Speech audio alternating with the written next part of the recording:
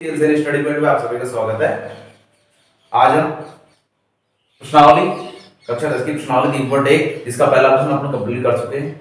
आज हम इसका दूसरा प्रश्न करेंगे। दूसरा प्रश्न है कि अनुपातों a1 बटा a2, b1 बटा b2 और c1 बटा c2 की तुलना कर ज्ञात कीजिए कि निम्न समीकरण युग्म द्वारा निरूपित रेखाएं एक बिंदु पर प्रतिच्छेद करती है या समांतर है अथवा संपाती है।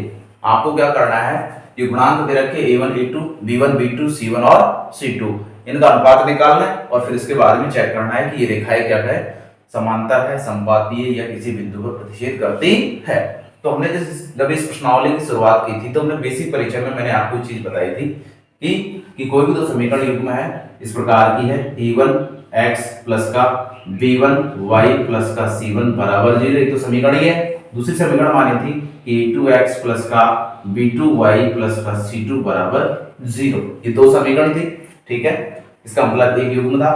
तो हमने निकाला था कि a1 बटा a2 बराबर है b1 बटा b2 बराबर है c1 बटा c2। अगर ये कंडीशन होती है तो रेखाएं क्या होंगी, प्रतिच्छेदी होंगी। रेखाएं क्या होंगी, ये नॉट इक्वल टू है, सारे क्या है, नॉट इक्वल टू है, तो रेखाएं क्या होंगी, प्रतिच्छेदी होंगी। रेखाएं क्या होंगी, प्रतिच्छेदी होंगी, प्रतिच्छेदी रेखाएं। और इसके कितने हल होंगे, अद्वितीय हल होगा, मतलब एक हल होगा, एक हल होगा, एक हल होगा।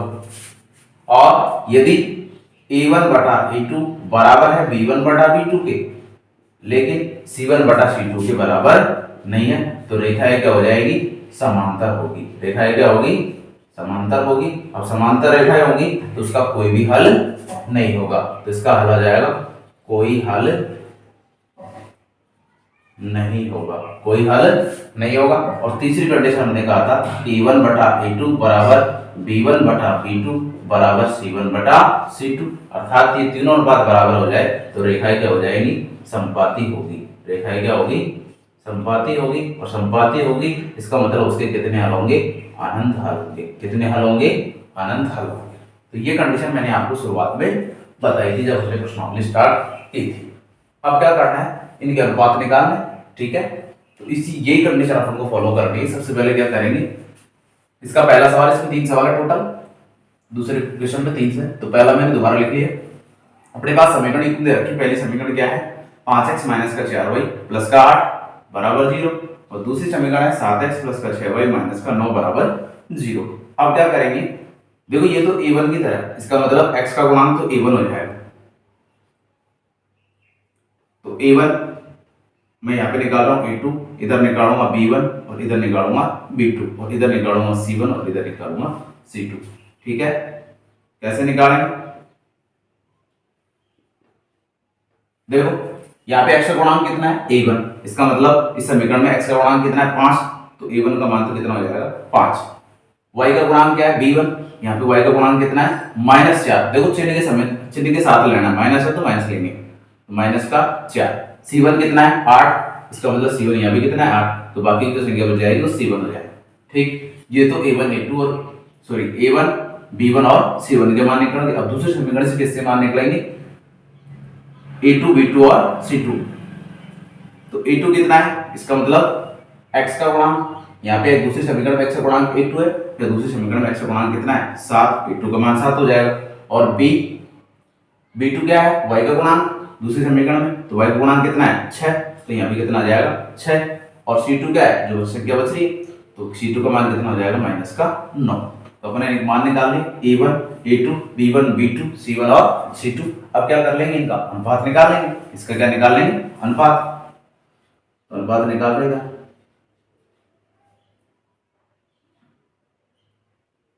तो a1 बटा a2 यहाँ निकालेंगे b1 बटा b2, b1 बटा b2, और यहाँ मैं निकाल रहा हूँ c1 बटा c2। देखो a1 का मान था 5 और a2 का मान है 7, तो a1 बटा a2 का मान तो कितना आ गया, 5 बटा 7। b1 बटा b2 का मान कितना है, तो -4 और बटे में कितना आ रहा है, 6, -4 बटे 6। और c1 बटा c2 का मान कितना है, 8 और बटा माइनस का 9, 8 बटा माइनस का 9। इसका मतलब ये तीनों ही बराबर नहीं, ये तीनों बराबर नहीं, तीनों का अनुपात बराबर नहीं है। तो कंडीशन कौन सी लागू होगी अपनी? पहली वाली लागू होगी। पहली वाली लागू होगी कि नहीं होगी? तो हम लिख देंगे, आता है A1 बटा A2 not equal to B1 बटा B2 not equal to C1 बटा C2 है।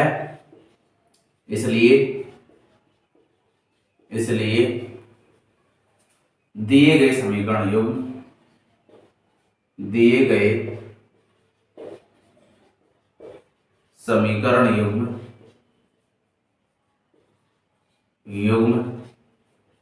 क्या होंगे? रेखाएं प्रतिच्छेदी, सॉरी, दी गई रेखाएं प्रतिच्छेदी होंगी। क्या आ जाएगी? रेखाओं को पूछा है तो दी गई रेखाएं प्रतिच्छेदी होंगी, इसलिए दी गई रेखाएं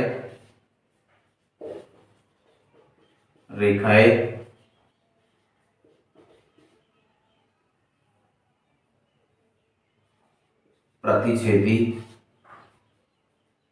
प्रतिच्छेदी का मतलब एक बिंदु पर प्रतिच्छेद करेगी, एक बिंदु पर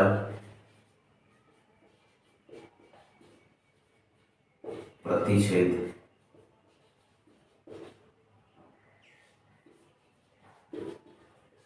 करती है या प्रतिच्छेदी है।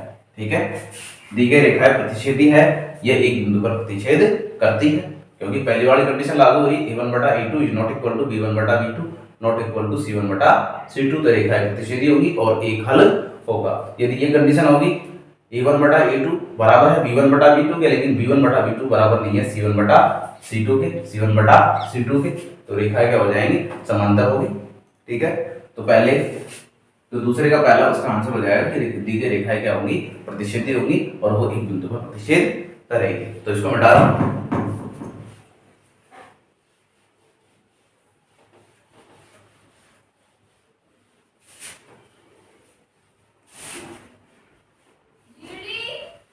दी गई रेखाएं प्रतिच्छेदी होगी। अब चलते हैं इसके दूसरे प्रश्न पर, दूसरे प्रश्न पर वो भी ऐसा ही होगा, अनुपात निकालना है।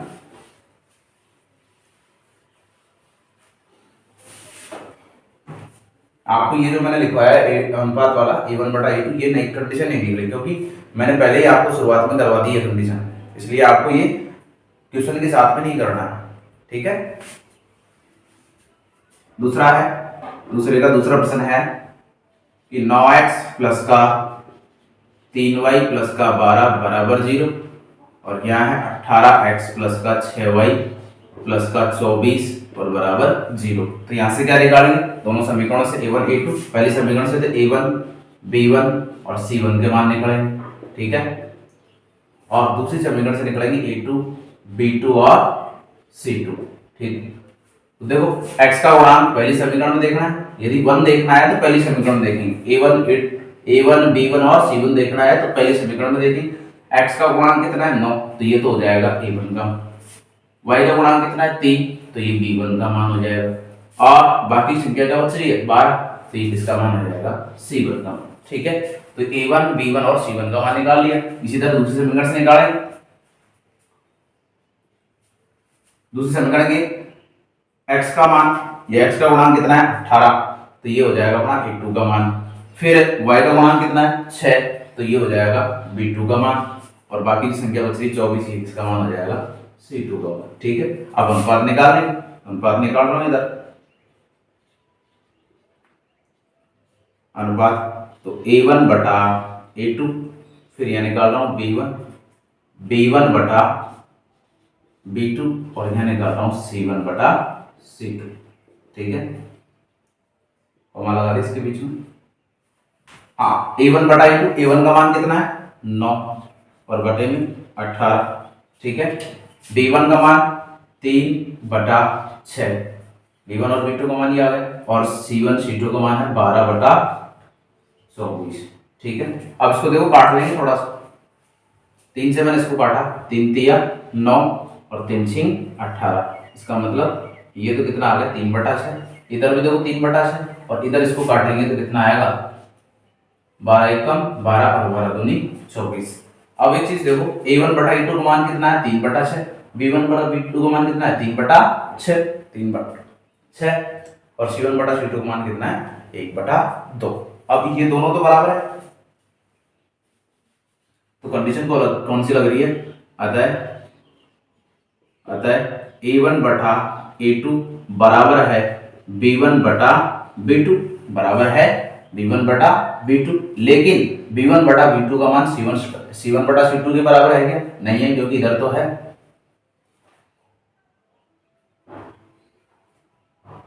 सॉरी देखो इसको और आगे काटेंगे तो ये मान बराबर ही हो जाएंगे। इसको और थोड़ा सा हल करते हैं, आगे काट लो।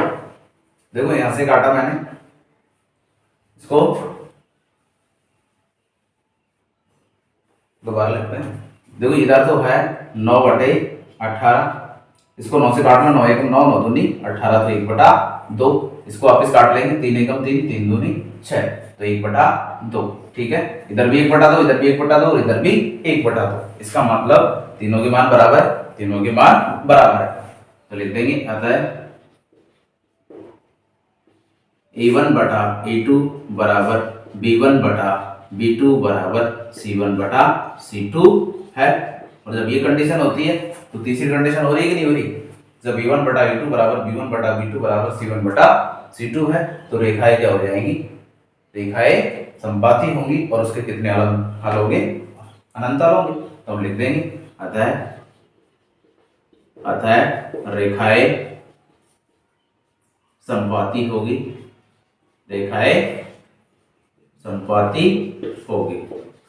ठीक है, रेखाएं क्या हो जाएंगी, समपाती हो जाएंगी। अब उनसे ये पूछ रहा है समपाती होगी, समांतर होगी या प्रतिच्छेदी होगी। ठीक है, बता दो उसको।